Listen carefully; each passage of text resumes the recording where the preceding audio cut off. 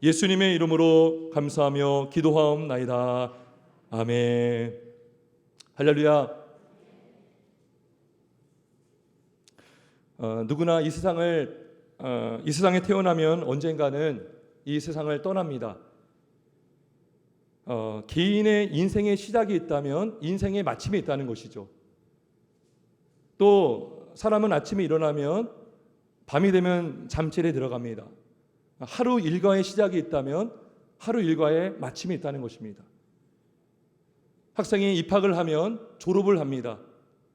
또 취업을 하면 또 은퇴를 합니다. 무엇을 말해줍니까? 어떤 시작이 있다면 그 일에 끝이 있다는 것입니다. 이 세상도 마찬가지입니다. 이 세상에 시작이 있었습니다. 그리고 그 세상에 끝이 있습니다. 태초에 하나님께서 청지를 창조하셨습니다. 그리고 이 세상 끝날 예수님이 오시는 그날이 바로 주의 날이요 마지막 날이 될 것입니다. 이 사실을 과학으로 증명할 수 없습니다. 과학으로 인간의 이성으로 알 길이 없습니다. 그래서 진화론을 주장하기도 합니다. 우연히 만들어져서 계속 진화되어 간다라고만 추측할 뿐이지 확인할 길은 없습니다. 하지만 우리는 분명히 알 수 있는 것은 성경에서 하나님의 창조를 말씀하고 있고 모든 만물을 다스리시며 마지막 때가 있다는 것을 성경이 우리에게 말씀해 주고 있어요. 히브리서 11장 3절은 말씀하죠. 믿음으로 모든 세계가 하나님의 말씀으로 지어진 줄을 우리가 아나니 보이는 것은 나타난 것으로 말미암아 된 것이 아니니라 라는 것입니다. 우리가 눈에 보이는 것으로 인해서 어떤 세상은 어떻게 만들어질 것이다 라고 확인하는 것이 아니라 오직 믿음으로 모든 세계가 하나님의 말씀으로 지어진 줄을 우리가 확신하게 되고 믿게 되고 알게 된다는 것입니다. 여러분, 그렇다면 이 세상의 끝날은 언제일까요? 그리고 어떻게 이루어지겠습니까? 먼저 성경에서는 마지막 날이 언제인지를 알려주지 않습니다. 그때가 되면 일어나는 어떤 현상을 말해주는 부분도 있지만 정확하게 몇 날, 며칠, 몇 월, 며칠, 몇 시에 주님이 오신다라는 말씀을 하신 적이 없습니다. 하나님 아버지 외에는, 하나님 외에는 알자가 없다라고 말씀하셨어요. 하지만 그때는 알지 못하지만 그때에 그 마지막 날에 어떠한 일이 일어날지는 성경은 많이 강조하고 있습니다. 분명히 말씀해주고 있습니다. 그 중에 하나가 뭡니까? 마지막 날에 최후의 심판이 있습니다. 그리고 그 심판대 앞에 모든 사람들이 서게 될 것입니다. 31절을 보겠습니다. 인자가 자기 영광으로 모든 천사와 함께 올 때에 자기 영광의 보좌에 앉으리니 예수님께서 영광 중에 오신다는 것이죠. 초림으로 오셨을 때에 약 2000년 전에 오셨죠. 아기 예수로. 그때는요 종의 형체를 가지고 굉장히 비천한 가운데 오셨어요. 태어나자마자 구유에 누우시고 굉장히 가난한 가운데 사셨던 우리 예수님. 근데 부활하시고 승천하신 예수님께서 다시 오실 그날에는 영광 중에 오신다는 것입니다. 천사와 함께 자기 영광의 보좌에 앉을 것입니다. 자, 그러면서 32절에 뭐라고 합니까? 모든 민족을 그 앞에 모은다라고 말해요. 모든 민족. 무슨 말입니까? 예수님이 오실 때에 그때 살아있던 사람들이 있겠죠. 자, 오늘 주님이 지금 오시면 우리가 다 보겠죠, 예수님을. 모든 민족이 주님 앞에 서게 될 것입니다. 그러면 과거에 죽었던 자도 어떻게 될까요? 이 모든 민족은요, 창조 이후에 지음받고 태어난 모든 사람, 태어났다가 죽었던 사람들이 다 소환됩니다. 부활할 것입니다. 믿고 죽었던 자도 부활할 것이고 믿지 않다가 죽은 자도 부활되어서 다 그리스도의 심판대 앞에 서게 될 것입니다. 그래서 우리가 사도신경 할 때 이렇게 고백하죠. 저희로서 산자와 죽은 자를 심판하러 오시리라 그러죠. 그죠? 산자는 뭐예요? 주님 오실 때 살고 있는 자예요. 죽은 자는 뭐예요? 죽었던 자. 그죠? 흙이 완전히 흙으로 돌아가고 몸은 흙으로 돌아가고 영혼은 천국과 지옥으로 간다겠죠. 근데 주님이 다시 오실 그날에 영혼과 육체가 결합됨으로 다시 부활합니다. 그리고 심판대 앞에 다 서게 될 것입니다. 이게 뭐예요? 모든 민족을 그 앞에 모은다는 것입니다. 산자와 죽은 자를 심판하러 예수님이 오시고 심판대 앞에 모두가 서게 될 것이라는 것입니다. 고린도서 5장 10절에 말씀합니다. 이는 우리가 다 반드시 그리스도의 심판대 앞에 나타나게 되어 각각 선악간에 그 몸으로 행한 것을 따라 받으려 함이라. 이게요, 바울이 한 말이거든요. 우리가 다 반드시, 바울이 포함되죠. 예수 믿는 신자들도 다 반드시 신자나 불신자 모두가 그리스도의 심판대 앞에 서게 될 날이 온다는 것이죠. 그때가 언제입니까? 마지막 날. 그게 바로 심판의 날인 것입니다. 그날에 재판이 이루어질 것입니다. 그러면 이 재판을 통해서, 심판이 있다는 것은 재판이 이루어진다는 것이거든요. 그 재판을 통해서 어떤 재판이 이루어지는가? 그 재판 때에 양과 염소가 구분될 것입니다.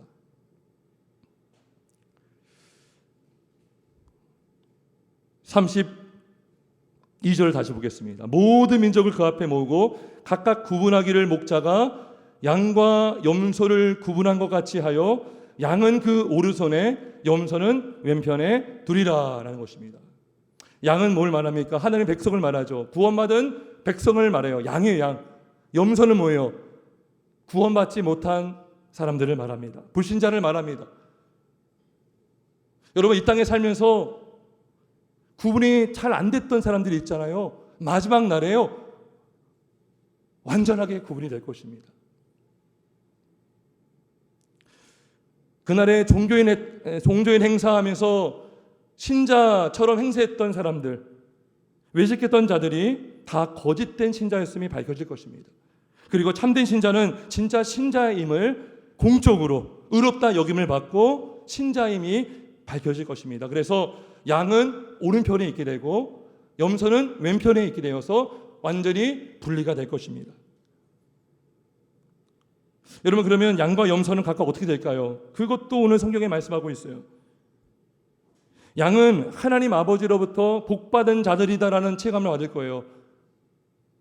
그리고 그들은 예비된, 창세 때부터 예비된 나라를 상속받을 것입니다. 34절에 말씀하죠. 내 아버지께 복받을 자들이여 나와 창세로부터 너희를 위하여 예비된 나라를 상속받으라. 상속받으라. 천국을 유업으로 받게 될 것이고 그 받은 천국 안으로 들어간다는 것입니다. 반면에 염소는 어떻게 될까요? 저주받은 자들이라 말을 듣습니다. 저주를 받은 자들이라. 그리스도를 떠나 마귀와 그의 사자들 예비된 그 영원한 불에 들어가게 된다라고 말씀하고 있어요. 41절에 왼편에 있는 자들에게 이르시되 저주를 받은 자들아 나를 떠나 마귀와 그 사자들을 위하여 예비된 영원한 불에 들어가라. 그래서 이 영원한 불못에 들어가게 되는 것입니다. 여러분, 거지와 나사로, 부자와 나사로 이야기 우리가 보았어요. 나사로가 천국에 갔더니 누구의 품에 안겼죠? 아브라함 품에 안겼어요. 아브라함은 믿음의 조상이죠. 믿음으로 아브라함이 구원받았는데 나사로가 천국 가서 아브라함 품에 안겼다는 것은 믿음의 자손임을 보게 된 거죠. 그러니까 나사로는요, 양이에요, 양. 부자는 뭐였어요? 염소였습니다. 염소. 자, 근데 염소가 마귀와 그 사자들을 위하여 예비된 영원한 불못에 들어갔다는 뭐예요? 마귀의 자식임이 판명이 된 것입니다. 이 땅에 살면서 마귀를 섬겼던 자들, 여러분, 예수를 믿지 않으면 우상을 섬기게 되고 마귀를 섬기게 되고 어둠 가운데 살아갈 수밖에 없거든요. 그러면 마귀의 자녀가 되는 겁니다. 근데 죽고 나서 주님이 오시면 영혼을 누구와 보냅니까? 이 땅에서 섬겼던 마귀를 평생 섬기며 살게 된다는 것입니다. 마귀와 그 사자들이 예비된 영원한 불로 들어가라. 영원토록 마귀를 섬기며 사는 것입니다. 반면에 상속받은 그 나라는 영원토록 하나님을 섬기고 하나님을 예배하며 살게 될 것입니다. 그렇다면 이 영원한 불 심판을 누가 피할 수 있습니까? 바로 의롭다 여김을 받은 자, 옳다함을 받은 자, 예수를 믿음으로 주님을 믿는 하나님의 자녀들, 자녀이면 곧 상속자지 않습니까? 하나님의 자녀는 천국을 상속으로 받고 천국 자녀가 되고 백성이 되어서 영원한 천국에 들어가고 그래서 영원한 불심판을 면하게 될 것입니다. 요한복음 5장 24절 이런 말씀이 있습니다. 내가 진실로 진실로 너에게 이르노니 내 말을 듣고 나 보내신 이를 믿는 자는 영생을 얻었고 심판에 이르지 아니하나니 사망에서 생명으로 옮겨졌느니라. 그죠? 믿는 자는 영생을 얻었고 심판에 이르지 않는다는 것이죠. 불심판을 면하게 된다는 것입니다. 둘째 사망을 면하게 된다는 것입니다. 그래서 오늘 마태복음 25장 46절에 이렇게 끝납니다. 그들은 영벌에 의인들은 영생에 들어가리라 하시니라. 벌이 있는데요, 영원한 벌이 있다는 거예요. 끝나지 않은 벌을 누가 받습니까? 염소가 받는다는 것이죠. 마귀와 함께. 반면에 의인들, 예수를 믿음으로 의롭다 여김 받은 자들, 그 의인들은 천국에 들어가므로 영생을 주님과 함께 누리게 될 줄 믿습니다. 여러분, 제가 한번 여쭤보겠습니다. 여러분, 그렇다면 천국에 들어가는데 선행이 필요 없습니까? 어떻게 생각하세요? 여러분, 선행을 얻는데, 구원 얻는데 선행이 아무 필요 없습니까? 그럼 또 제가 다시 물어볼게요. 선행에 구원 얻는데 아무런 도움이 되지 않는다면, 여러분 예수 믿고 구원받았다고 여기는 분들이 여러분 선행을 안 하며 사시겠습니까? 제가 이제 질문하는 그 취지를 아시겠어요? 나는 구원받았으니 아무렇게나 살고 내 마음대로 내 방식대로 살고 싶습니까? 그렇게 살기 위해서 여러분 구원받았습니까? 아니죠. 여러분 로마서 3장 30절 31절 이런 말씀이 있습니다. 믿음으로 말미암아 의롭다 하실 하나님은 한 분이시라. 그런즉 우리가 믿음으로 말미암아 율법을 파기하느냐? 그럴 수 없느니라. 도리어 율법을 굳게 세우느니라 라고 말해요. 율법이 파기될 수 없다는 것이죠. 실제로 그런 사람들이 많았어요. 지금도 있어요. 나는 나는 상속 받았어. 나는 믿고 있어. 나는 구원 받았어. 율법 나에겐 더 이상 필요 없어. 율법을 파기하는 파기론자들입니다. 근데 성경은 뭐라고 합니까? 그럴 수 없느니라. 도리어 율법을 굳게 세우느니라. 그러니까 예수 믿기 전에는요, 잘못 신앙에 들어왔을 때 율법을 내가 구원을 얻기 위한 수단으로 사용했어요. 내가 착하게 살면 구원받겠지. 근데요, 구원받은 신자에게 율법은 역할이 바뀝니다. 그 율법을 지킴으로 하나님의 영광을 돌려드리기 위해서 율법을 지키는 것이죠. 율법이 뭡니까? 사랑의 완성이 율법이거든요. 하나님을 사랑하고 이웃을 사랑하는 자가 되는 것이죠. 그래서 더 율법을 지키려고 해요. 그게 율법주의가 아니라 하나님의 영광을 위해서 내가 율법을 지킴으로, 율법이 다른 것 아닙니다. 하나님을 사랑하고 이웃을 사랑하는 것입니다. 그게 바로 십계명의 정신이지 않습니까? 따라서 하나님의 영광을 위해서 율법을 지키며 살아갈 수 있어요. 여러분, 부모 사이에서 이런 거와 같은 거예요. 아기가 태어났어요. 근데 부모님이 굉장히 재산도 많고 그리고 이제 상속을 받는 게 정해져 있어요. 그럼 자녀가 상속받는 거 정해져 있으니까 부모한테 함부로 대하면 될까요? 그러니까 그 목적이 뭐예요? 그 사람의 관심은 상속이 목적인 거예요. 부모, 관계, 효도 전혀 자기는 그거 중요하지 않아요. 돈만 받으면 돼. 이게 뭐가 같아요? 나 구원만 받으면 돼. 이 땅에 사는 거 중요하지 않아. 나 아버지한테 재산만 받으면 돼. 아버지, 부모님한테 아무렇게 해도 돼. 왜? 법적으로 상속받는데. 여러분, 그렇지 않죠? 우리가 정말 우리가 어렸을 때 깐난아기 때, 우리 1살 때 여러분 어떻게 여러분들 생명 유지하는지 모르시죠? 기저귀 갈아주고 우유 먹여주고 부모님이 잠 못 자고 우리가 아기를 키우면서 알게 되죠. 나도 이랬었구나. 부모님이 나 때문에 힘들었겠구나. 내가 성숙해지면 하나님 아버지, 부모를 더 그 뜻을 헤아리게 되고 효도하게 되고 부양도 하게 되고 도와줄 수 있는 거죠. 이게 마땅한 것이죠. 부모를 공경하라. 우리가 믿음이 약할 때는요, 자기 멋대로 살고 싶어요. 막 살려고 해요. 근데 믿음이 들어가고 성숙해야 되면 하나님의 영광 위에서 살아가길 바라는 것이 신자인 줄 믿습니다. 여러분, 마찬가지로 하나님 위해 살아가지 않을 수 없어요. 구원받은 신자는 하나님께 영광 올려드리기 위해서 이 선행을 통해서 신자됨이 증명되는 거예요. 여러분, 믿음으로 구원받는다 그렇죠? 여러분들 믿음을 뭘로 보여줄 수 있어요? 열매로 드러나게 되는 것입니다. 야고보서 2장 26절에 영혼 없는 몸이 죽은 것 같이 행함이 없는 믿음은 죽은 것이니라 라고 말씀해요. 죽은 믿음은 믿음이 없다는 거예요. 믿음이 살아있다면 행한다는 것이죠. 믿음과 행함이 분리가 될 수 없다는 것입니다. 예수님이 또 이렇게 말씀하셨어요.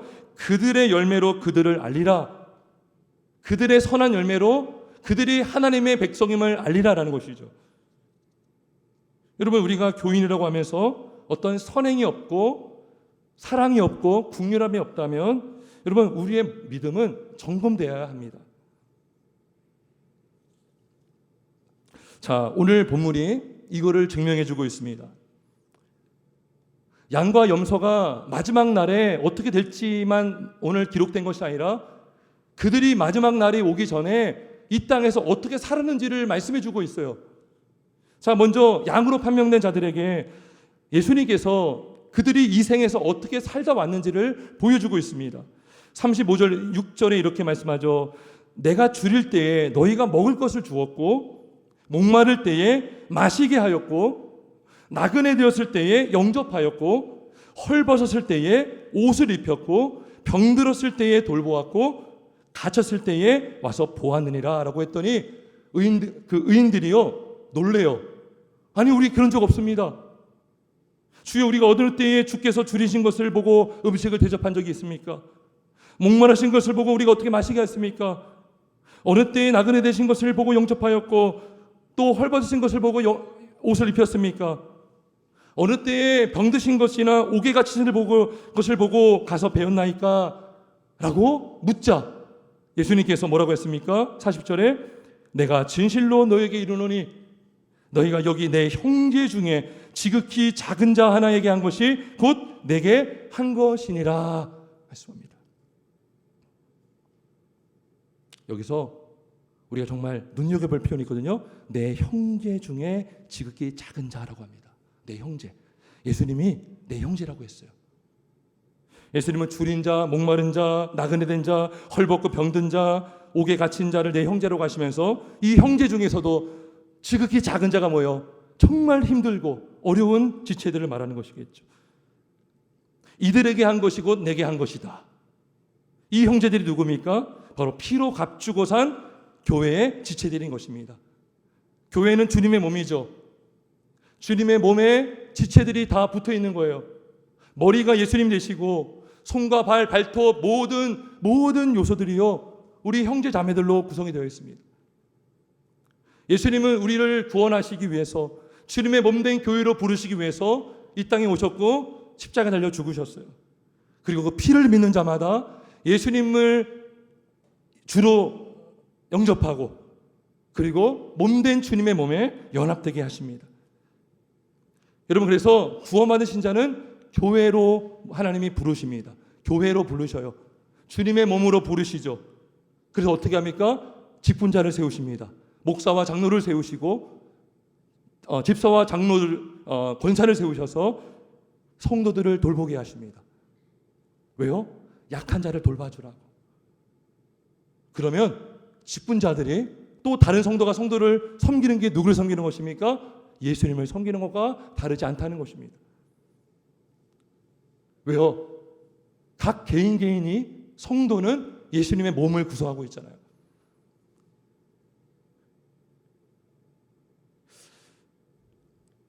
여러분, 이런 것과 같은 겁니다. 여러분 형제 중에 부모 중에 몸이 아파서 병원에 입원을 해드렸어요. 어쩔 수 없이 요양원에 가게 됐어요. 코로나 시국 때에 면회가 안 되고 돌보지 못하는 경우가 많죠. 보호사가 돌보든지 간호사들이 돌봅니다. 근데 여러분, 간호사나 요양보호사가 만약에 우리 부모님을 함부로 대했다. 이제 얼마 전에 뉴스 봤어요. 요양원에서 어떤 어르신을요 막 이렇게 때리고 던지더라고요. 그러면 가족의 마음이 어떻겠습니까? 아프죠. 여러분, 병원에서 거기 의사나 간호사나 거기 섬기는 자들이거든요. 우리 부모님께 잘 잘해주면 누구한테 잘해주는 거예요? 보호자에게 잘해주는 거죠. 왜 그렇죠? 가족은 하나거든요. 우리 부모에게, 우리 자녀에게 잘못하는 것은 내 부모의 마음을 아프게 하는 거예요. 병원에게 맡기고 보냈더니 함부로 대하더라, 때리고 밥도 안 주더라, 마음이 찢어지는 것이죠. 여러분, 하나님 아버지께서 우리 성도들을 교회로 부르는 건 뭐예요? 주님의 집으로 불러줬다는 겁니다. 교회 와서 돌봄받고 회복되고 주님의 사랑을 경험하고 자라가면 주님이 기쁘겠죠.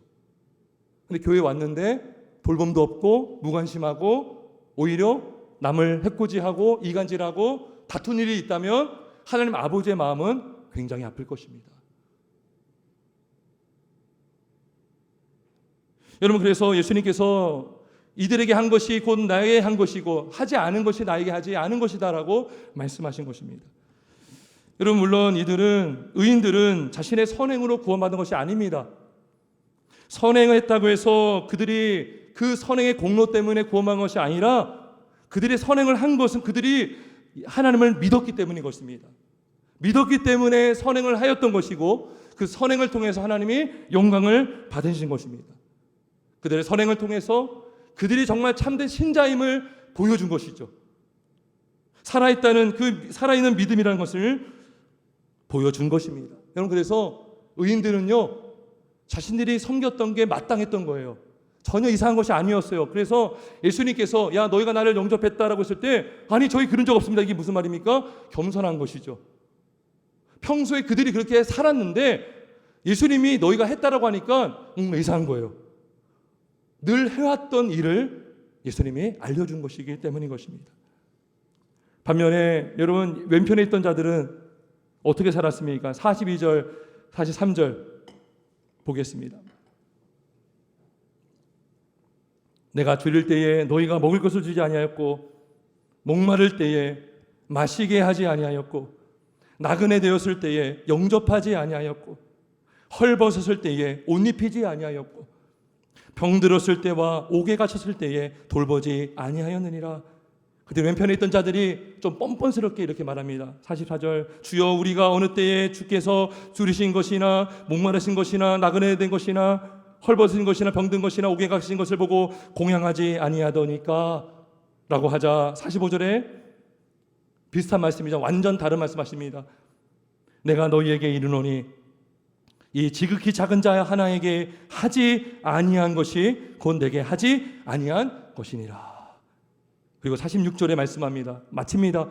그들은 영벌에 의인들은 영생에 들어가리라 하시니라. 왼편에 있던 자들은 이 땅에 살면서 이웃에게 관심이 없던 삶을 살았습니다. 무관심한, 그야말로 무관심한 삶이었습니다. 여러분, 남에게 피해를 주지 않는 것도 문제가 되지만 무관심한 것도 이것도 문제입니다. 성경에서 야고보서에 보면 선을 행할 줄 알고도 행하지 않는 것이 죄다라고 말씀하고 있어요. 성경의 기준은 굉장히 높습니다. 도울 힘이 있었음에도 돕지 않았습니다. 여러분, 무관심한 것도 죄가 되는데 일부러 고의적으로 해를 가한다면 더 큰 죄가 되겠죠. 돕지는 못함한정 여러분 이웃에게 해를 가한다면 예수님의 마음이 찢어지는 것입니다. 성령님이 근심하게 되는 것입니다.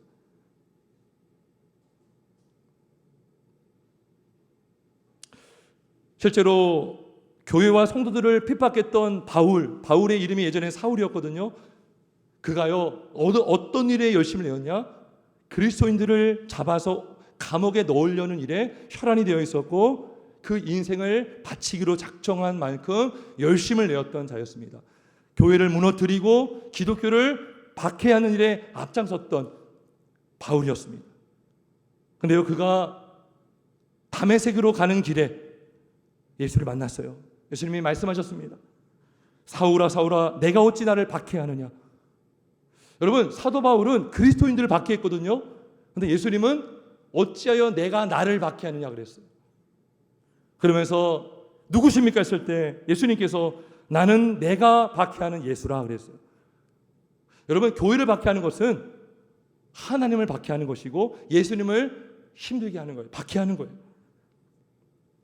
성도들의 마음을 아프게 하는 것은 예수님의 마음을 아프게 하는 것입니다. 다른 지체에게 무관심하는 것은 예수님께 무관심하는 것입니다.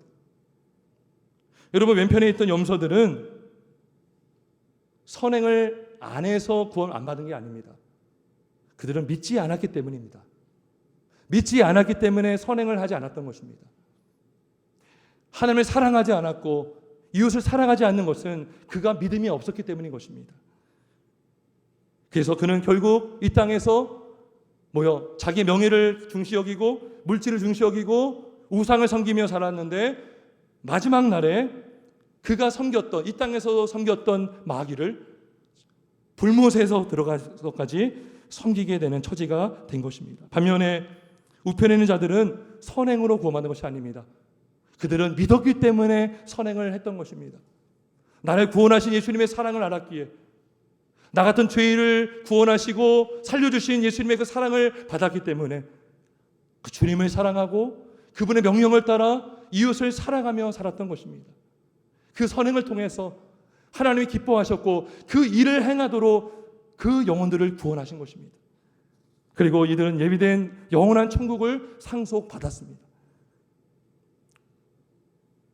여러분, 우리는 지난 주일 기독교에만 참된 구원이 있다라는 말씀으로 제가 말씀을 전했습니다. 세상의 종교와 기독교의 차이점이 뭔지를 우리가 함께 나누었습니다. 세상 종교는 자기의 힘으로 구원을 받으려고 하고 선행을 쌓으려고 하고 신에게 만족을 시키려고 하는 노력을 통해서 하나님께 도달하려고 하는 모습이 있지만 그거는 불가능하고 잘못된 종교다라고 말씀드렸어요. 반면에 기독교는 오직 예수 그리스도의 은혜로 말미암아 믿음으로 구원을 받는 종교다라고 말씀을 전했습니다. 우리가 이걸 믿지만 전도할 때 어떤 문제가 일어납니까? 우리의 애로사항이 뭡니까? 믿지 않는 자들이 이렇게 말할 때 있지 않습니까? 아니, 믿음으로만 구원받다면 이 땅에서 예수 믿지 않고 착하게 살다 죽은 사람은 지옥 가고, 예수 믿는다고 하면서 함부로 살고 도둑질하고 사기치고 남과 싸우고, 그럼 예수 믿는 것 하나로 구원받으면 그게 공의로운 하나님이십니까? 라고 그런 말 할 때 있죠. 어떻게 말씀하시겠어요? 여러분, 한국교회가 정말 뜨거웠습니다. 많은 부흥이 있었습니다. 인간의 무지함과 타락함을 말씀을 통해서 드러내고 찔림을 받고 회개하는 역사가 일어났습니다. 그러면서 어느 순간 믿음이 무언지, 왜 우리가 구원받아야 되는지에 대해서는 설명이 부족했다 저는 개인적인 생각이 듭니다. 믿으면 구원받아, 그거만 말했어요. 그런데 왜 구원받아야 되느냐, 여기까지는 말씀을 강조하지 않았어요. 우리가 예수 전당 불신지옥 믿으면 돼. 근데 왜 믿고 구원받아야 되는데 왜 우리가 구원받아야 됩니까? 하나님의 영광을 위해서 살도록 우리는 구원을 해주신 줄 믿습니다. 여러분, 우리가 믿음으로 구원받았을 때 우리가 무엇으로 내가 믿고 있는지 어떻게 알 수 있어요? 그런 열매로 알 수 있습니다. 내가 정말 주님을 사랑하고 있는지, 내가 정말 이유를 정말 사랑하고 있는지, 그 선행을 통해서 하나님의 영광 받으십니다. 그리고 세상 종교에서 강조하는 선행보다 그리스도를 믿는 믿음에서 나오는 선행이요, 진짜 선행인 줄 믿습니다. 그 동기가 하나님 때문이거든요. 하나님의 명령 때문에 우리는 사랑하기 때문인 것인 줄 믿습니다. 고린도전서 13장 13절에 이런 말씀이 있어요.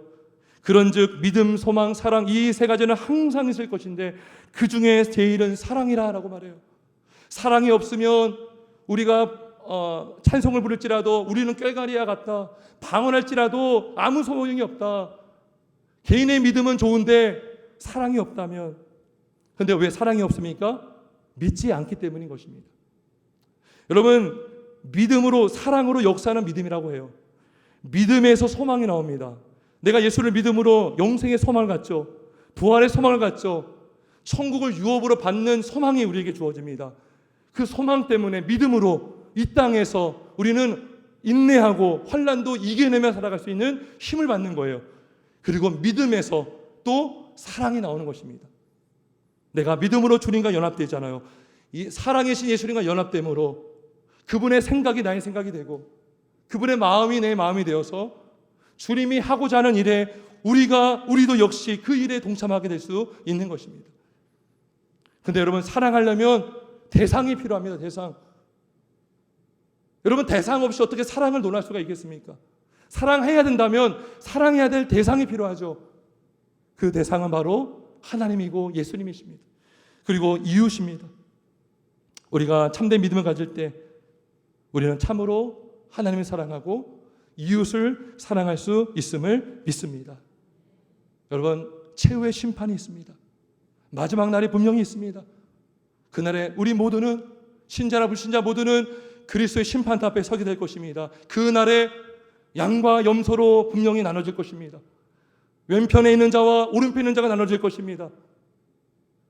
우리가 오른편에 있는 자라면 우리는 이 땅에서 하나님을 사랑하며 이웃 사랑하며 믿음으로 살아갈 수 있음을 믿습니다. 우리에게 맡겨진 영혼들을 우리가 위해서 기도하고 그들을 돌보고 섬기며 나갈 때에 주님이 영광 받으시고 기뻐하실 줄 믿습니다. 우리가 이 땅에서 그 믿음으로 승리하시는 저와 여러분 되길 주님의 이름으로 축원합니다. 함께 기도하겠습니다.